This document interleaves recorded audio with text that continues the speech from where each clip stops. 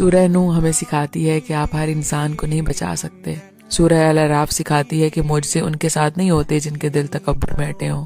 سورہ یوسف ہمیں سکھاتی ہے کہ آزمائش آپ کے گھر سے بھی ہو سکتی ہے۔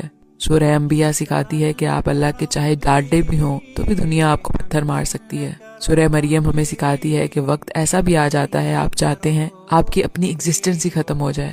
سورہ ابراہیم سکھاتی ہے کہ آپ کا اپنا باپ آپ کو آگ میں کھڑا دیکھ سکتا ہے۔ جو پیغامات ہمیں اللہ کی طرف سے آئے ہیں ان صورتوں میں، وہ بتا رہے ہیں کہ سب کا راستہ ضروری نہیں کہ صحیح راستہ بھی ہو، کہ ہمارے اپنے بھی ہمیں چھوڑ سکتے ہیں۔ آپ پر لوگ یقین نہیں کرتے، آپ اکیلے بھی رہ جاتے ہیں، مطلب ہم بس اس کے بھیجے پیغامات یعنی خط ہی ایک بار سمجھ کے پڑھ لیں۔